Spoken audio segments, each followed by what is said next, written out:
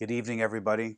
Thanks for joining me on the second day of the 2020 Empowerment Countdown, where we talk about abundance. And I'm really excited to talk about a topic that's very near and dear to my heart, which is building passive income systems. And I'm going to be coming at this in a way that you may have never heard before. So if you're at all interested in passive income systems, developing abundance in your life, or you maybe never have heard of it before, but you want to see what all the hype is about, then stick around for the next short few 10 minutes here, and we'll get right to the heart of the matter, which is what is abundance.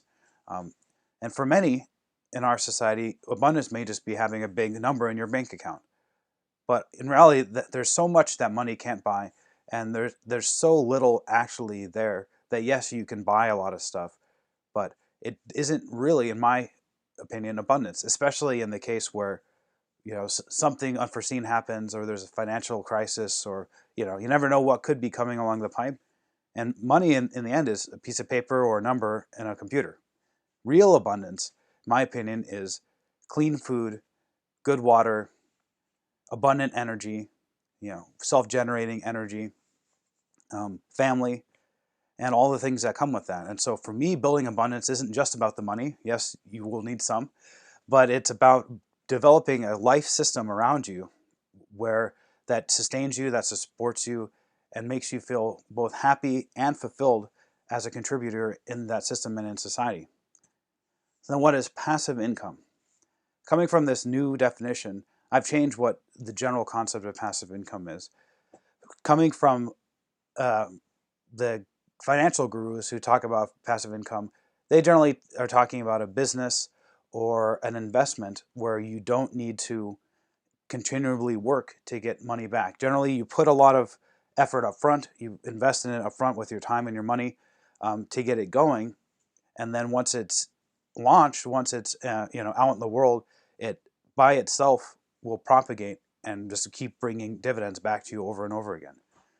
And then there's nothing wrong with doing that. I do that myself in the financial sense, but I think we need to expand that concept over to the permaculture sense and the off-grid sense. I'm the main contributor to offgridpermaculture.com, and so when I am looking at this, I'm thinking, what can we do in the sense of building power generation systems? How can we build efficient buildings? Why should a building only last 50 years? A building can easily last 200 or 300 years and be built for less than we're spending now for these, wooden boxes that we call homes. And so I've picked out a few of what I consider to be the most interesting new ideas in this realm, and I'm just going to touch on them in a very basic manner over the next few minutes. The first of which is a food forest. And in my opinion, this is the ultimate passive income system that you can possibly build for yourself. So of course, it starts off small. You got small trees, small plants, but over years and decades, like a real living system, a food forest has the capability of providing you with, in essence, your own Garden of Eden. So it's a place where food, edibles, trees with fruits and plants of all kinds and berries grow of their own volition. So this is very different than our traditional agriculture or what a modern industrial farming practices are. In those systems, you put down the seeds yourself. You go and you weed the rows, you fertilize, you run tractors over them. Whatever your particular method is, you have to put a lot of energy and a lot of time into making these plants grow. And oftentimes you're somewhat forcing them to grow in a condition where it's not optimal. That's why we're constantly having to put pesticides in our crops to protect them from predators, which they should be able to protect themselves from. Think if we couldn't survive as human beings unless we took, endless poisons to kill the bugs around us. That's not a healthy person. Right? A healthy person is able to live their life with very minimal extra inputs. And the same thing should be said of our food. If we're going to be healthy people, we need healthy food. And that doesn't need to be a struggle. Right? By focusing on developing a system which is passive, which requires less and less work over time, and modeling it off of the nature around us, then we're entering into a new realm of far future farming. Right? This isn't about going back in the past. This is about developing new techniques that are able to serve us even better than what we're using now.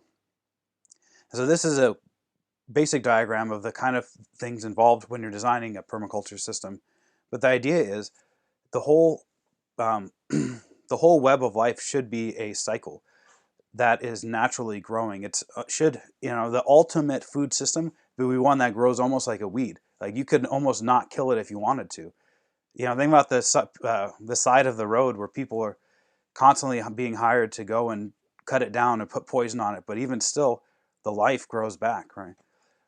Our crops and our food should be like that. It should just want to grow, and it almost is if you can't get rid of it, instead of the system where we have now, where the slightest little thing goes wrong and massive reduction in crop outputs, or whole fields destroyed, or bananas on the verge of extinction.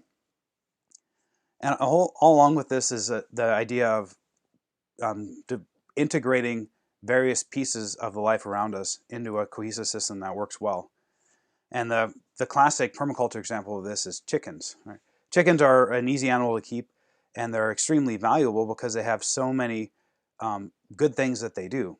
Unfortunately, the factory farm system treats them like a black box, and it puts them in stacks in cubes in big warehouses, and we use electricity to pump air through it, and we use gasoline to drive food to them, and we use machinery to collect it, the poop, and pull it out, right?